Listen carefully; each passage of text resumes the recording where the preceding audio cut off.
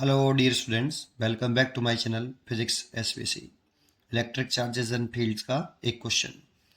An electric dipole is formed by two equal and opposite charge Q with separation D.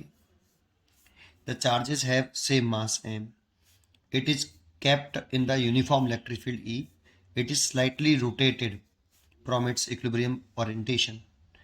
Then the angular frequency omega h. चार choice दे रखे हैं. Solution देखो, सबसे पहले एक diagram बनाइए कि एक यूनिफॉर्म इलेक्ट्रिक फील्ड बनाइए आप ऐसे, और इस यूनिफॉर्म इलेक्ट्रिक फील्ड में इक्विलिब्रियम में एक इलेक्ट्रिक डाइपोल प्लेस्ड है. तो आपका एक इक्विलिब्रियम में एक इलेक्ट्रिक डाइपोल प्लेस कर लिया है ऐसे, प्लस के क्यू. ये डाइपोल मोमेंट पी है. पी और ई के बिटवीन जो एंगल है, इसकी जो बीच की सेपरेशन है वो डी है. तो पी की जो वैल्यू होगी डाइपोल मोमेंट पी की वैल्यू, तो charge magnitude of charge and the separation between minus q and plus q at dipole length d. फिर आओ क्यू अपॉन डी, फिर आओ क्यू इंटू डी. अगर सेपरेशन 12 होती है तो क्यू इंटू 12 ले लेते हैं. ठीक है. दूसरी बात, यहाँ पे थीटा 0 डिग्री है. Angle between P and D, P vector और ई वेक्टर, और ये स्टेबल इक्विलिब्रियम होता है इसमें, है ना, स्टेबल इक्विलिब्रियम. वो जानते हो जो एसएचएम होता है ना, वो स्टेबल इक्विलिब्रियम का एग्जाम्पल होता है. ठीक है. अब इस डाइपोल को स्लाइटली इक्विलिब्रियम वाली पोजीशन से स्लाइटली डिस्प्लेस करने की कह रहा है हमसे. इस डाइपोल को अगर हम क्या कर दें, it is kept in uniform electric field if it slightly rotated, displace मतलब rotated from its equilibrium orientation, then angular frequency omega H पूछ रहा है. तो इस डाइपोल को अगर हम स्लाइटली ऐसे रोटेट कर लें, ये आपका प्लस के क्यू और ये आपका माइनस के क्यू, ऐसे रोटेट किया मैंने इसको. देखो ऐसे थीटा, वेरी स्मॉल एंगल से रोटेट किया थीटा. तो देखो इस थीटा की दर्शन पे चर्चा करें. Theta is a angular displacement. तो ये ऐसे रोटेट किया है, तो अपनी फिंगर राइट हैंड लीजिए और अपनी फिंगर को रोटेशन पार्टिकल डाइपोल की रोटेशन के दर्शन में कर्ल करिए. थंब आ रहा है आपका ऊपर की तरफ, this is the Darshan of theta. तो थीटा की दर्शन आपकी ऊपर की तरफ है. अब इस पर अगर हम टॉर्क की दर्शन निकालें, तो इसमें टॉर्क की जो दर्शन होती है, इसमें जो टॉर्क प्रोड्यूस होता है टॉय, ये पी की दर्शन होगी, डाइपोल मोमेंट पी, और ये इलेक्ट्रिक फील्ड ई. जो टॉर्क प्रोड्यूस हुआ, tau is equal to p E sine theta ऐसे. तो इसमें जो टॉर्क प्रोड्यूस हुआ, इसकी दर्शन निकालते हैं, तो टॉय वेक्टर इक्वल टू होता है P vector cross E vector. तो पी क्रॉस ई की जो दर्शन होगी वही टॉर्क की दर्शन होगी.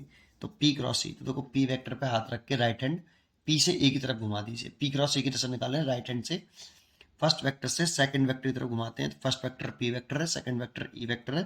तो थंब किधर आ रहा है, डाउनवर्ड डायरेक्शन में आ रहा है. तो यहाँ पर टॉर्क की दर्शन जो है वो डाउनवर्ड डायरेक्शन में. इसीलिए जो टॉर्क लिखेंगे हम यहाँ, इसमें जो जो थीटा आई है और जो टॉर्क है, इन दोनों की दर्शन अपोजिट है, और अपोजिट है तो टॉर्क इक्वल टू लिख सकते हैं माइनस का पी ई साइन थीटा. इसमें माइनस साइन इंडिकेट कर रहा है कि जो थीटा की दर्शन है और टॉर्क की दर्शन है वो अपोजिट है. ठीक है ना. अच्छा, और दूसरी बात इसमें वर्ड यूज किया स्लाइटली रोटेटेड. अगर स्लाइटली रोटेटेड है, if dipole is slightly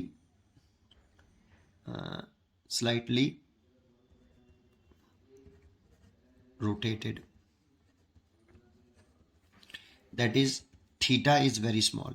Theta is very small. जब theta is very small then sin theta equal to theta, है ना. लेकिन थीटा रेडियन में होना चाहिए. ठीक है. चलिए, तो इसीलिए लिख सकते हैं tau is equal to minus का आपका पी थीटा ऐसे. Tau is equal to minus का पी थीटा. अब देखो, एक होता है लीनियर एसएचएम, लीनियर एसएचएम, और उसकी कंडीशन होती है लीनियर एसएचएम की, जो कि एफ इक्वल टू माइनस का के एक्स. ये लीनियर एसएचएम की कंडीशन होती है. इसमें जो के है ये एसएचएम कांस्टेंट होता है. के एसएचएम कांस्टेंट है यहाँ, एसएचएम कांस्टेंट. और इसका जो टाइम पीरियड होता है T is equal to 2 pi root के अंदर m upon k is S H M constant, ये टाइम पीरियड होता है। अच्छा, एंगुलर एस एच एम होगा यहाँ पे कौन सा एस एच एम होगा, एंगुलर एस एच एम। तो condition of angular S H M, इसको समझ लीजिए फिर ख़त्म हो जाता है। Condition of angular S H M, इसकी कंडीशन होती है जैसे एफ की जगह पे जो होता है वो टॉर्क होता है इक्वल टू के लिख लेता हूँ, वैसे सी भी लिख सकते हैं, एस एच एम कॉन्स्टेंट है और ये इसकी जगह पे थीटा, टॉय बराबर माइनस के थीटा। इसमें k is S H M constant, angular S H M constant है ना। तो ये टॉय इज इक्वल टू इतना होता है। आप डायरेक्ट भी लिख सकते हो इस जगह पर, time period is equal to 2 pi, T is time period 2 pi, mass की जगह पर मोमेंट ऑफ इनर्शिया आता है और एस एच एम कॉन्स्टेंट के, ये फॉर्मूला होता है। या आप इसे सॉल्व कर सकते हो, tau is equal to I alpha लिख लीजिए। ये कैसे आया वो बता देता हूँ, tau is equal to I alpha minus का के थीटा, ठीक है। यहाँ से अल्फा निकाल लीजिए, एंगुलर एक्सेलरेशन है ये, और माइनस का के ओवर आई इंटू थीटा। और जब alpha directly proportional to minus के थीटा आ जाए तो ये एस एच एम की कंडीशंस होती है। और जब एस एच एम हो जाता है तो alpha is equal to minus k omega square theta होता है। यहाँ पुट करेंगे इसको तो minus k omega square theta is equal to minus का k upon I into theta, minus से माइनस कैंसिल एंड थीटा से theta cancel, then omega is equal to root के अंदर के अपॉन आई, और ओमेगा इज इक्वल टू होता है 2 pi upon time period, omega is equal to होता है 2 pi upon time period root के अंदर I upon k, then T is equal to ले सकते हो आप 2 पाई अंडर रूट, उल्टा कर लो दोनों को तो 2 pi under root I upon k. अच्छा, ये मैंने उल्टा भी कर दिया, omega 2 pi upon T and ये था आपका k upon I, sorry k upon I ऐसे, तो उसको उल्टा करके लिखोगे तो आई अपॉन के, ठीक है ना, जो कि मैं लिख रहा हूँ यहाँ, ये रहा। इतना करने की जरूरत नहीं होती। अगर ये प्रूफ हो जाए कि टॉय इक्वल टू माइनस के थीटा, तो ये एस एच एम की कंडीशन हो गई। और डायरेक्ट टाइम पर लिख दीजिए T equal to 2 pi under root I upon K I is a moment of inertia, I is a moment of inertia, ठीक है।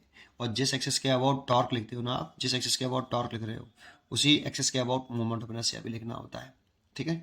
चलिए अब सॉल्व करते हैं इसको, ये आपको इतना पता होना चाहिए। तो देखो सीधा सीधा यहाँ दिख रहा है tau is equal to minus K, ये तो इसका डायरेक्ट लिख देता हूँ, tau is equal to minus के theta. Here angular S H M constant जो है, S H M constant, angular S H M constant, सीधा लिखिए आप, के की वैल्यू आ गई कितनी, पीई। बस अब आपको टाइम पीरियड अगर निकालना है, टाइम पीरियड अगर निकालना है टी, तो आपको मोमेंट ऑफ इनर्शिया निकालना पड़ेगा। के तो निकाल दिया मैंने, मोमेंट ऑफ इनर्शिया और निकाल लो। तो मोमेंट ऑफ इनर्शिया कैसे निकालें, तो देखो एक पार्टिकल है, ये पार्टिकल है, ये रॉड नहीं है बीच में, कभी कभी रॉड से कनेक्ट कर देता है तो रॉड का भी मोमेंट ऑफ इनर्शिया कंसिडर करना पड़ेगा। यहाँ केवल 2 पार्टिकल है, एक क्यू और ये पॉइंट मास पार्टिकल हो गया एक तरह से पी एम, और इसका भी मास है एम है। अब बात आती है कि इस पार्टिकल का मोमेंट ऑफ इनर्शिया कौन से पॉइंट के अबाउट निकालें। यहाँ तो ना तो ये कहा है कि पाइवोटेड पॉइंट कौन सा है और ना रोटेशनल एक्सिस की जानकारी दे रखी है, तो मोमेंट ऑफ इनर्शिया कौन से पॉइंट के या किस एक्सिस के अबाउट कैलकुलेट करें। तो जब जानते हो, जब आपका जानकारी नहीं हो कि रोटेशनल एक्सिस कहाँ से पास हो रही है, तो आप सेंटर ऑफ मास से रोटेशनल एक्सिस पास करिए। कहाँ से, सेंटर ऑफ मास से 1। अब सेंटर ऑफ मास से तो बहुत सारी रोटेशनल एक्सिस पास की जा सकती है, कैसे करें, तो जानते हो टॉर्क की डायरेक्शन निकाल लीजिए। तो जैसे टॉर्क की डायरेक्शन मैंने निकाली तो थंब नीचे की तरफ आ रहा है, this is the direction of torque, vertically downward. तो जो टॉर्क की डायरेक्शन हो उसके अलोंग और सेंटर ऑफ मास से पास होने वाली एक्सेस को रोटेशनल एक्सेस कंसिडर कर लीजिए। तो देखो ये इसका सेंटर ऑफ मास मान लेता हूँ, मिड पॉइंट पर होगा। अगर एक पॉइंट मास यहाँ पे, एक पॉइंट मास यहाँ पर है, तो इसका मिड पॉइंट पर और सेम मास है, मास का मैग्नीट्यूड सेम है एम और एम, इसलिए इसका जो सेंटर ऑफ मास होगा वो मिड पॉइंट पर होगा।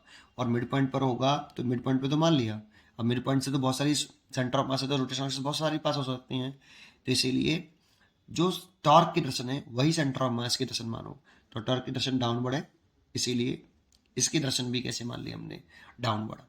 This is the rotational axis, ऐसे पास हो रही है, देखो ऐसे, दिस रोटेशनल एक्सिस ऐसे पास हो रही है। अब इस एक्सिस के अबाउट इस पॉइंट मास का मोमेंट ऑफ इनर्शिया लिख लो, और इस पॉइंट मास का भी मोमेंट ऑफ इनर्शिया लिख लो। और पॉइंट मास का वो जो मोमेंट ऑफ इनर्शिया होता है वो होता है mass of particle and multiplied by perpendicular distance of particle from axis of rotation का स्क्वायर। तो मोमेंट ऑफ इनर्शिया लिखें पूरे सिस्टम का, तो दो पार्टिकल है यहाँ पे, तो m परपेंडिकुलर जो सेपरेशन हो जाएगी, ये d थी पूरी, तो ये d/2 हो जाएगी बेटा पार्टिकल की, ये दूरी d/2 ये वाली, और d/2 हो जाएगी, तो चलिए m d/2 का होल स्क्वायर, ये पहले वाले पार्टिकल का प्लस दूसरे वाले पार्टिकल का देखें तो m d/2 का होल स्क्वायर। सॉल्व करके हो जाएगा ये md²/4 प्लस ये भी md²/4, तो ये हो जाएगा 2md²/4। कभी कभी इसमें इन दोनों चार्ज पार्टिकल को वो एक रॉड से कनेक्ट कर देता है, और रॉड से कनेक्ट कर देता है और रॉड का मास भी दे देता है। यहाँ पे कोई भी ऐसा कहानी नहीं दी है, लेकिन अगर दे रखी है तो रॉड का भी मोमेंट ऑफ इनर्शिया लेते है ना, वो ध्यान रखना। लेकिन यहाँ पे केवल चार्ज पार्टिकल का मास दे रखा है, तो इसीलिए ये मोमेंट ऑफ इनर्शिया md²/2 हो गया। इसीलिए जो टाइम पीरियड आ गया, मोमेंट ऑफ इनर्शिया निकला है, तो इसीलिए time period t, time period निकाल सकते हैं हम, ये डायरेक्ट लिख लिया करो आप बेटा। Time period is equal to, इतना ना करने की जरूरत है पड़ेगी आपको, ये मत करिए, है ना। तो t इज इक्वल टू, बस ये प्रूफ होना चाहिए बेटा, ये वाली बात आनी चाहिए पहले तो, ठीक है। चलिए, तो t is equal to 2π√i/k, i/k, और t is equal to 2π√i की वैल्यू जो निकाली मैंने वो md²/2, और k की जो वैल्यू निकल के आई है वो pe, तो ये pe, लेकिन p के टर्म में आंसर नहीं है हमारा, दिख रहा है p नहीं है इसमें। तो लीनियर जो डाइपोल मोमेंट है, इलेक्ट्रिक डाइपोल मोमेंट, वो q/d है ना, तो इसे p की जगह पे q/d पुट कर दीजिए और 2π को अंदर ले आइए, 2π को अंदर ले आइए तो कितना लिख सकते हैं, देखिए 4π² md² ओवर 2, और p की जगह पे पुट करिए, p की जगह पे पुट करिए qd, p की जगह पुट करिए qd, और ये e, तो देखो d से d कैंसिल हो गया और 2 से ये 2 कैंसिल हो गया है ना, तो ये कितना हो गया, एक सेकंड। लेकिन बेटा हमसे यहाँ टाइम पर नहीं पूछ रहा है यार, एंगुलर फ्रीक्वेंसी पूछ रहा है, ओमेगा पूछ रहा है, ओमेगा बराबर 2π अपॉन टाइम पर होता है, ओमेगा पूछ रहा है। तो एक काम करिए, इसको ऐसे टाइम पर निकाल लिया, अब ओमेगा निकाल लीजिए, ओमेगा बराबर 2π अपॉन टाइम पर, एंड 2π डिवाइड बाई रूट के अंदर बाहर यहाँ पे 2π है, और इधर md²/2 qd/e, ठीक है। ये वाली वैल्यू पुट कर दी ना टाइम पीरियड की बेटा, और p की वैल्यू मैंने पुट कर दी है q/d, 2π से 2π कैंसिल हो गया, तो ओमेगा बराबर, और ये d से d कट जाएगा, और ये वाला फैक्टर ऊपर पहुंच जाएगा, तो लिख सकते हैं रूट के अंदर 2qe/md, ये देखो ये आ गया। उम्मीद करता हूँ कि आपको ये जरूर समझ में आया होगा। पढ़ते रहिए और खुश रहिए। इसका आंसर होना चाहिए 2 रूट के अंदर 2qed/md, C choice is correct. पढ़ते रहिए और खुश रहिए। Thank you.